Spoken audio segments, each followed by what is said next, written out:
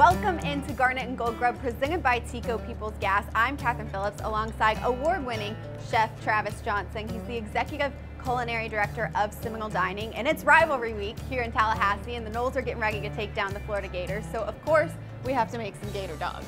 Yes, today we're going to be cooking up Gator dogs and a 5-cheese beer mac and cheese. All right. That sounds awesome. I look at this as kind of the adult version, because I remember as a kid when we'd have mac and cheese and hot dogs at the house, and now this is more like the adult version because we have the beer and the more gourmet cheeses. Okay. And of course the Gator dogs. Of course. All right, well, let's go ahead and get started. So we'll start with the mac and cheese. We're going to start out with our mixture of onions, peppers, and garlic, because they bring a lot of flavor to them when you get the caramelization and the sugars and the good flavor. So we're going to let those cook for just a minute, and then we'll get to the good stuff. So today we selected a local proof beer. It's a dark beer. You can choose any of choice depending on the flavor you're looking for. But we're going to go ahead and add that in. We allow it to cook because we want to cook the alcohol out, but we want the flavor to stay. Right. So we have our onions and peppers. They've been cooking now, and we have a good beer reduction. I'm going to turn that heat up just a little bit. And you have this over here on natural gas, so what's the advantage of that? I love cooking with natural gas. You can control the heat, especially like for a dish that we're doing right now. I need to go ahead and burn that alcohol off, so I'm cranking that heat up. I'm putting a good caramelization on those onions, and then when we're ready to add the cheese sauce and bring it to more of a simmer, we can control it a little bit. That already smells so good. We're going to go ahead and add in our heavy cream.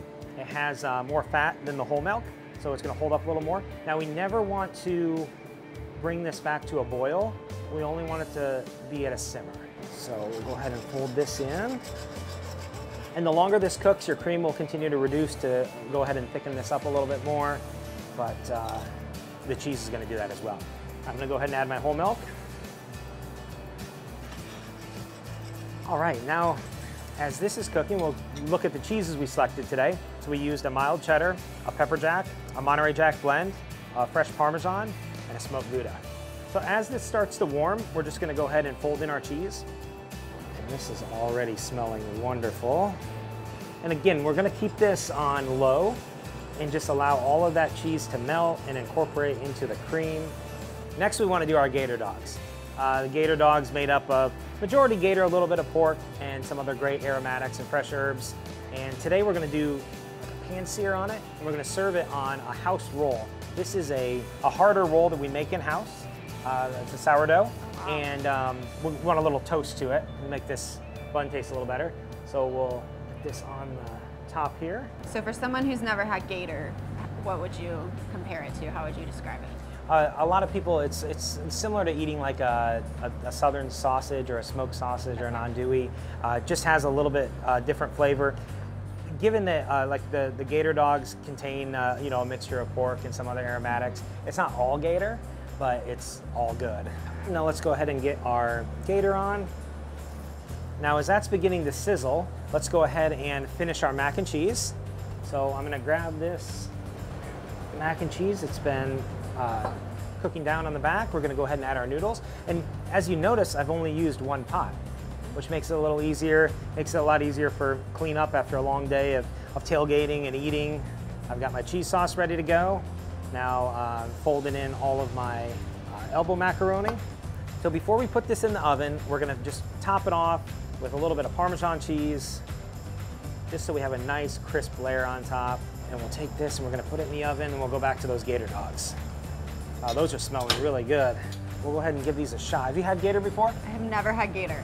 Okay, so we got a sizzling hot Gator dog, and just to dress it up, give it a little more flavor, we're going to add a little Creole mayonnaise, which is basically your Creole mustard, a little bit of mayonnaise, and some Tabasco to kick it up a notch. Okay. You throw a little bit of aromatics on there.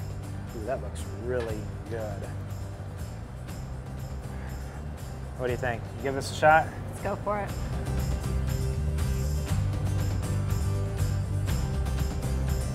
So good. That's good. Let's check on the mac and cheese. Okay. Oh my gosh. Wow. Can you imagine having a scoop of that with your Gator? Put it on top of it? Oh, absolutely. Again, total cook time, about 30-35 minutes. Really, when it goes in the oven, you're just melting the cheese on top and caramelizing the top because the cheese is already hot and the pasta warms up with the sauce. It's all in one pot. All in one pot. So easy. For full details on this recipe, which you definitely want to go check out, and more information on how you can incorporate natural gas at home, at your business, or at your next tailgate event, go to peoplesgas.com/cooking. It tastes like victory.